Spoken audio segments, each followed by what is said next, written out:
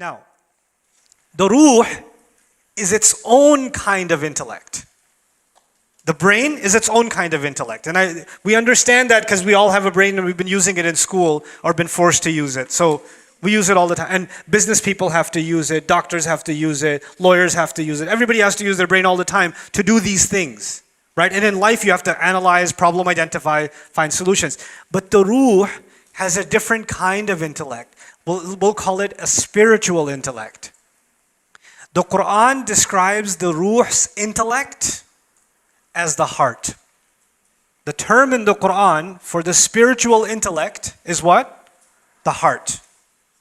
So when people don't use their spiritual intellect, Allah says, لَهُمْ قُلُوبٌ لَا يَفْقَهُونَ بِهَا. They have hearts they don't understand with them.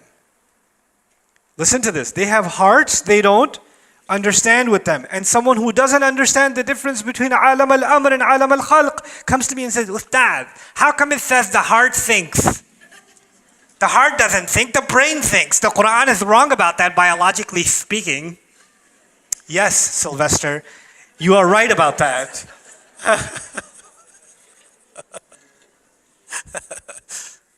The reason for that is the Quran is not talking about the physical heart. It's talking about the spiritual intellect. And what word did Allah give to the spiritual intellect? Qalb. He gave it the meaning, the qalb. And when people stop using their spiritual intellect, He says their hearts have become hard. Or He says their hearts are covered, they're not using them. Or their hearts are even dead. He even says, إِنَّ فِي ذَلِكَ لَذِكْرَ لِمَنْ كَانَ لَهُ قَلْبٌ. In this Quran, there's a real reminder for someone who actually has a heart. You could be like, but Ustad, everybody has a heart.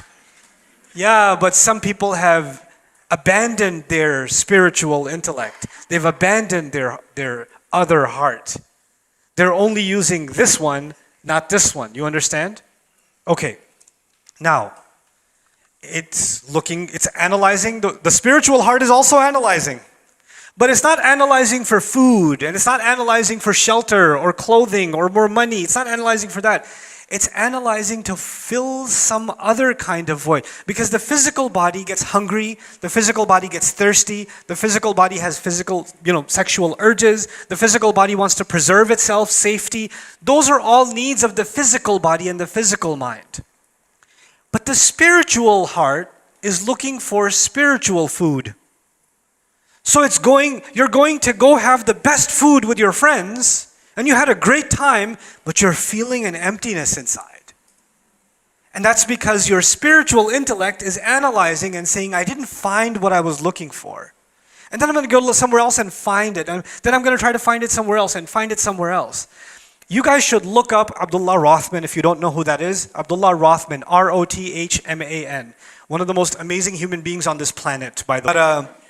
So his story, listen to his story. I'll tell you a brief synopsis of his story. He comes from a family of, great psychologists and pioneers in psychology.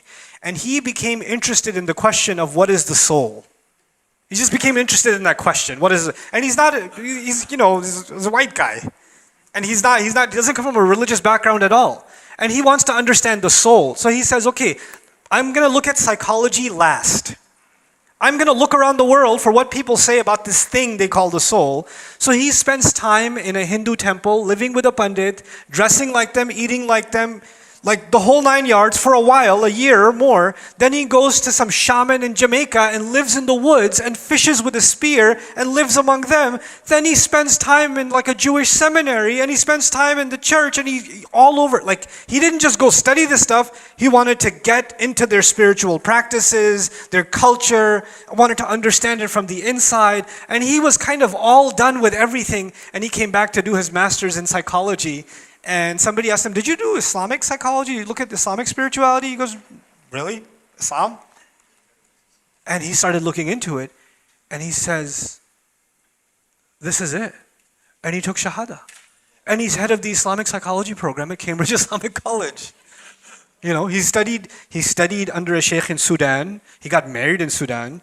And mashallah, studied Arabic, studied psychology in depth. And just because of the analysis of the ruh, of wahi. Is something inside him seeking. This is something Allah gave inside every human being. Some people are able to silence it more than others, right? But it's inside all of us.